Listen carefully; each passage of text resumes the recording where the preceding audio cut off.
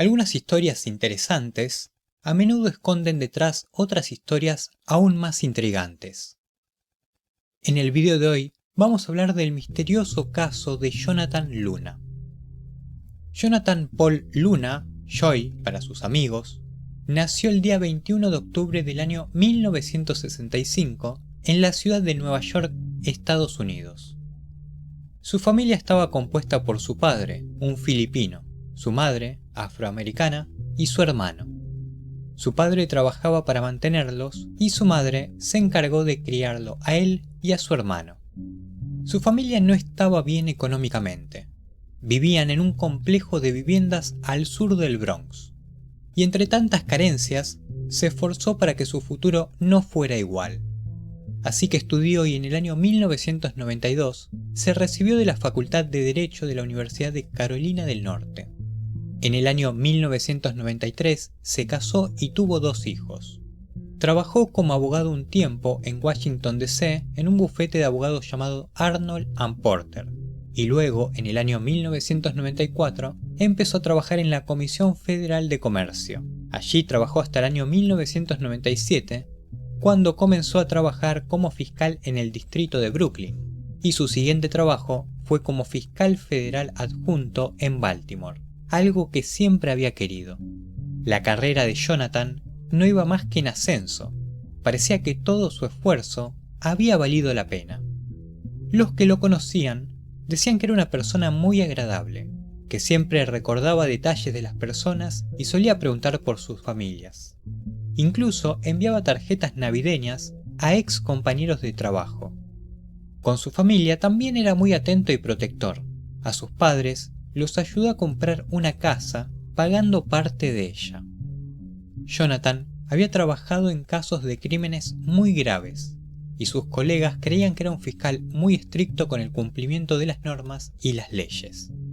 Pero en el año 2003 se corría el rumor de que podría llegar a perder su trabajo. Supuestamente, no se llevaba bien con un nuevo jefe que tenía. Para ese momento se encontraba trabajando en un caso relacionado a 2 narcotraficantes que utilizaban un estudio de grabación para su negocio de venta de heroína. El día 3 de diciembre, Jonathan cenó con su esposa en su casa, pero después de cenar volvió a su oficina. Estaba trabajando en un trato para que los acusados aceptaran un acuerdo de culpabilidad que necesitaba para el día siguiente.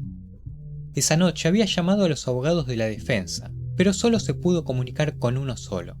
Jonathan quería avisarles que les enviaría por fax los acuerdos de declaración de culpabilidad de los acusados una vez que los hubiera finalizado. Este caso era muy importante y había medios de comunicación que estaban cubriéndolo, así que Jonathan estaba muy concentrado en terminar esos documentos. Cerca de las 11 de la noche, Jonathan recibió un llamado telefónico que hizo que dejara el juzgado de forma apresurada. Incluso dejó todas sus pertenencias en el lugar, incluidos sus lentes, los cuales necesitaba para manejar. Pero igualmente sin ellos, se subió a su vehículo y condujo. Se dirigió hacia el noreste, por la I-95. Nunca envió por fax el documento en el que estaba trabajando al abogado de la defensa. A las 5:30 de la mañana siguiente, todavía estaba oscuro. Un empleado de una empresa de perforaciones de pozos en Denver, Pensilvania, empezaba su día. Estaba por Dry Tavern Road, una zona rural conocida por muchos Amish. En la oscuridad de esa mañana, logró ver a un costado del camino una luz que no sabía qué era, y le llamaba la atención. Así que se acercó, y lo que vio fue un Honda Accord. La luz que había visto venía del tablero del vehículo. Este estaba casi colgando de un terraplén que daba a un arroyo. No vio a nadie cerca, pensó que tal vez la persona que había chocado se había ido por sus propios medios. Pero al revisar un poco más el vehículo, vio que en el asiento trasero había sangre. Decidió llamar a la policía local, pero en ese momento no había oficiales disponibles, así que llegaron policías estatales al lugar. Cuando estos oficiales llegaron, vieron que también fuera del vehículo había manchas de sangre. Se acercaron un poco al arroyo y encontraron a un hombre vestido con un traje fallecido boca abajo en el agua. Su identificación decía que era Jonathan Luna. Jonathan tenía varias heridas de arma blanca, 36 para ser más exacto. La mayoría eran superficiales y parecían haber sido hechas con un cuchillo pequeño. Algunas de estas heridas eran en el cuello, el omóplato y las manos. Pero estas 36 heridas no habían sido la causa de su muerte. Jonathan había muerto ahogado. Se había ahogado en el pequeño arroyo que tenía apenas unos centímetros de profundidad. Todo indicaba que Jonathan había sido asesinado. Y surgían muchas dudas. ¿Cómo había llegado hasta ese lugar? Estaba a 160 kilómetros de su oficina. ¿Y cuál había sido el motivo por el que se había ido de su trabajo si tenía que trabajar en documentos muy importantes? Se pudo reconstruir el recorrido de la noche anterior hasta el lugar donde fue encontrado. Se sabe que pasó por el túnel Fort McHenry en Baltimore porque pagó el peaje con su tarjeta Easy Pass. A la 1 de la mañana se detuvo en el JFK Travel Plaza, donde retiró $200 en efectivo de su cuenta bancaria por medio de un cajero automático. Luego se dirigió por la autopista de Nueva Jersey y salió por la ruta 6A. A partir de ese momento dejó de pagar con su tarjeta para peajes y empezó a hacerlo con boletos de peajes en papel. A las 3:20 de la mañana, su tarjeta de débito fue utilizada en una estación de servicio. La noticia de su muerte llegó rápido hasta su familia, ya que había sido identificado sin demoras. Y el jefe de Jonathan, que era abogado, dio una conferencia de prensa en las escaleras del juzgado donde trabajaba, mencionando que todos los miembros de las fuerzas de la ley no iban a descansar hasta averiguar quién había sido el responsable de su muerte. El lugar donde fue encontrado Jonathan es una zona muy tranquila, y de golpe se vio invadida por policías que recorrían el lugar e interrogaban a cualquier persona. Al día siguiente del descubrimiento del cuerpo, hubo una tormenta de nieve que cubrió todo el lugar. Debido a esto se demoró 6 semanas en ser encontrada el arma con la que se habían realizado los cortes a Jonathan. Esta estaba cerca del lugar donde Jonathan había sido encontrado, y era una navaja. Una navaja que pertenecía al mismo Jonathan. ¿Realmente fue debido a la nieve que no se pudo encontrar el arma anteriormente? ¿O alguien la había descartado tiempo después en el lugar? Durante la reconstrucción del recorrido realizado por Jonathan, se descubrió que en un peaje, al que pasó alrededor de las 4 de la mañana y en el cual entregó un boleto, este estaba manchado de sangre. La sangre era de Jonathan. Esto indicaba que Jonathan ya estaba herido mientras conducía. Si el trabajador lo encontró alrededor de las 5:30 de la mañana y él había pasado por el peaje herido a las 4, había 1 hora y media de la que no se sabía qué había ocurrido.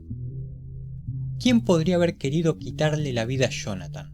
Era un fiscal y seguramente era responsable de que muchos criminales terminaran en prisión. ¿Podría ser que el caso en el que estaba trabajando contra los 2 acusados de venta de drogas tuviera algo que ver? Esto es poco probable, ya que prácticamente habían llegado a un acuerdo con la defensa de los acusados. Al investigar otros casos, tampoco parecía haber un sospechoso. Mientras la policía seguía investigando el homicidio de Jonathan, el FBI también lo hacía, y el FBI llegó a la conclusión de que Jonathan se había quitado la vida él mismo. Tomando en cuenta esta posible versión de lo ocurrido, hay que admitir que sería la forma más extraña para hacerlo. Tengamos en cuenta que se encontró sangre en el boleto del peaje. Entonces, ¿se tendría que pensar que se venía quitando la vida de a poco mientras conducía? Por otro lado, ¿por qué motivo manejó 160 kilómetros para quitarse la vida? ¿Por qué motivo retiró $200 de un cajero? Además, cortarse muchas veces para finalmente morir ahogado en un arroyo no parece ser una forma muy común para quitarse la vida y tampoco parece ser de las menos dolorosas. Y especialmente hay una pregunta para hacerse. ¿Había algún motivo por el cual se quitaría la vida? Más allá de que su relación con su jefe no era la mejor, no había otra cosa que estuviera mal en su vida. no tenía problemas matrimoniales ni económicos. Otra pregunta sin respuesta era el recorrido que hizo Jonathan. Más allá del destino donde se encontró su vehículo y su cuerpo, el trayecto no era el más directo hacia ese lugar. ¿Acaso tenía que hacer algo antes de tomar su último camino o debía encontrarse con alguien?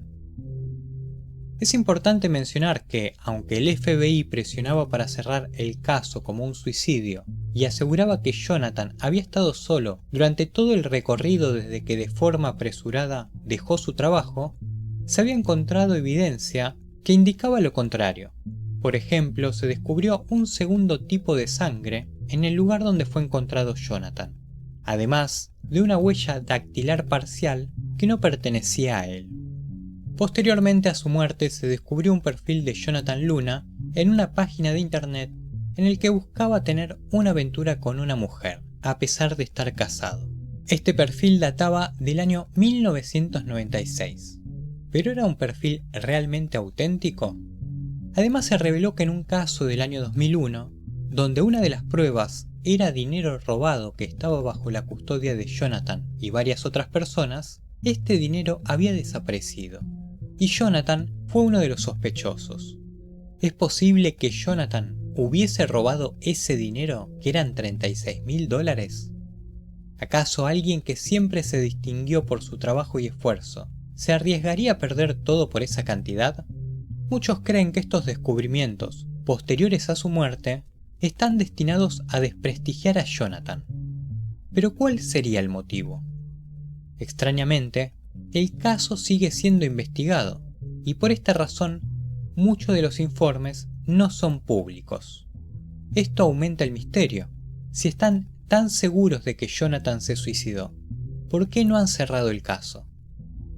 Lo que es seguro es que detrás de la historia de Jonathan Luna, de esfuerzo y trabajo, se esconde otra historia, una historia que seguramente es muy oscura. Y nada más por el video de hoy. Te dejo mis redes sociales para que me sigas y estés al tanto de novedades. Si el video te gustó, dale like y suscríbete. Si querés compartirlo, mejor. También te dejo 2 videos recomendados.